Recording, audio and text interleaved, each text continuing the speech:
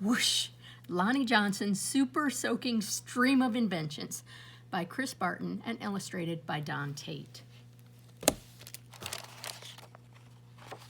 Whoosh! Every day brought a challenge for young Lonnie Johnson. The challenge of finding space for his stuff. 6 Johnson kids were squeezed into their parents' small house in Mobile, Alabama. Lonnie would have loved a workshop of his own, but there just wasn't room. There was nowhere to keep his rocket kits.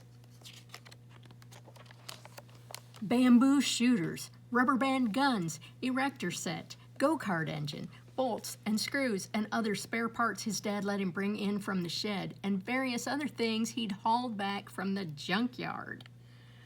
Lonnie loved building and creating. Ideas for inventions just kept on flowing. He learned how to make rockets from scratch. Kids at school gathered to watch Lonnie launch them, and he learned how to make rocket fuel. When it caught fire in the kitchen, Lonnie's mom didn't make him stop. She just sent him to work outside. Lonnie wanted to spend his life designing things, building things, and getting them to work. He wanted to be an engineer. However, Lonnie took an exam that said he would not make a very good one. His dreams had been challenged. Lonnie was discouraged. But he knew that whoever had graded his test hadn't met Linux. Inspired by a TV show, Lonnie had built his own robot. He made it out of scrap metal and named it Linux. Compressed air cylinders and valves allowed Linux's body to turn and its arms to move. The switches came from an old broken jukebox, and Lonnie used a tape recorder to program Linux. And as a bonus, the reels looked like eyes. Lonnie wanted to enter his creation in a science fair, but he couldn't get the transmitter to work. Without it, Lonnie couldn't send commands to Linux. Science fairs came and went, and Lonnie missed one and then another until he got an idea. Now, Lonnie may or may not have asked before he borrowed his little sister's walkie-talkie. But it fixed the transmission issue, and his school's team took freshly finished Linux to a 1968 science fair at the University of Alabama, where only 5 years earlier, African-American students hadn't even been allowed to enter. Having to compete in a place that still wasn't very welcoming, now that was a challenge with a capital C. Against other schools from all over the state, Lonnie's team won first place. Soon Lonnie left home to go to college at Tuskegee Institute, where he stood out as a self-confident, insightful, and creative thinker. He stood out as a student who asked the right questions, precisely defined problems, and formulated solutions. And he stood out as the guy who built his own booming sound system out of cast-off electronics. It even had lights that flashed in sync with the beat. Lonnie sometimes studied right into the middle of his own parties. The extra studying paid off. He became an engineer after graduation, and that took him beyond Alabama, way beyond. When NASA was sending an orbiter and probe called Galileo to Jupiter, the space agency needed to ensure a constant supply of power to the orbiter's computer memory. The engineer who had to figure out how to do this was Lonnie. His challenge was to come up with a lightweight backup system able to keep essential functions going in case the main power was lost. It wasn't easy. It wasn't obvious, but Lonnie found a solution.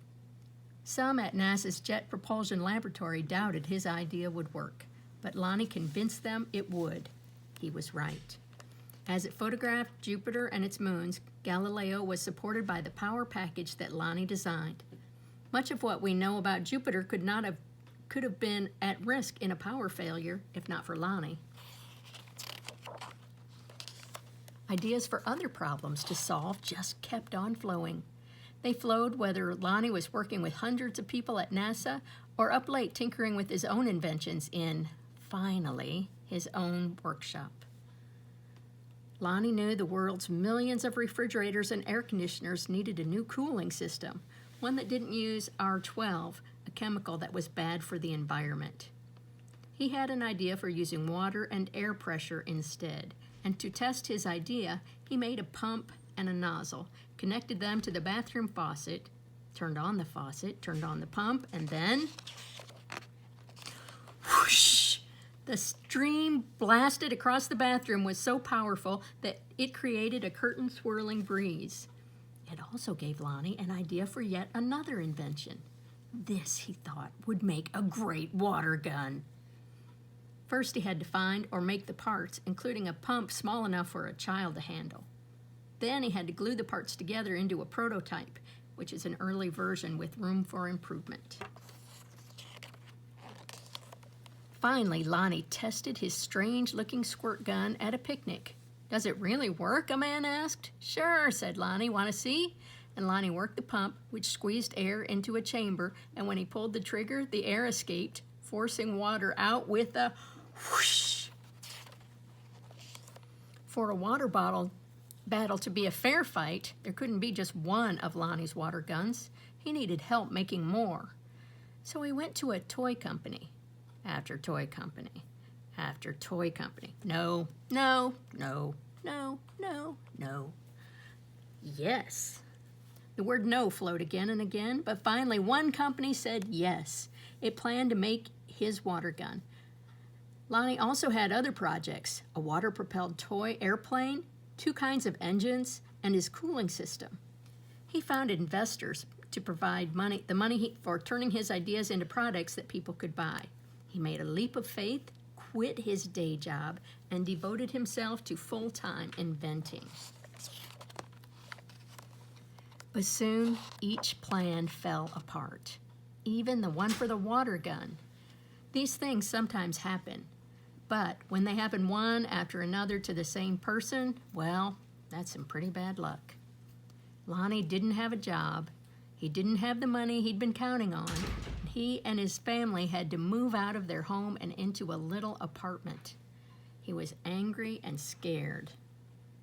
But Lonnie had dealt with challenges all his life. He knew a lot about solving problems, and he still believed in his inventions, especially the water gun. Lonnie went looking for another toy company. In 1989, he found a toy maker who was interested in seeing the water gun if Lonnie ever happened to be in Philadelphia.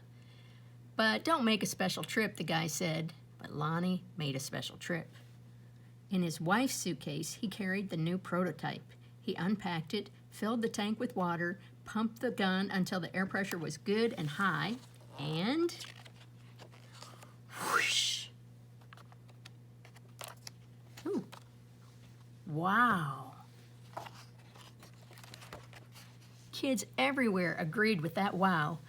Lonnie's water gun, called the Super Soaker, became a smash hit, and in no time there were Super Soakers in backyards and on beaches, in parks and on playgrounds, and each sale of a Super Soaker put a little money into Lonnie's pocket.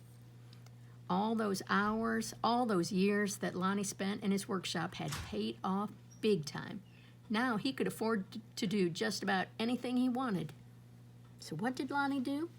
He got a bigger workshop, which is where you'll find him today, because facing challenges, solving problems, and building things are what Lonnie Johnson loves to do.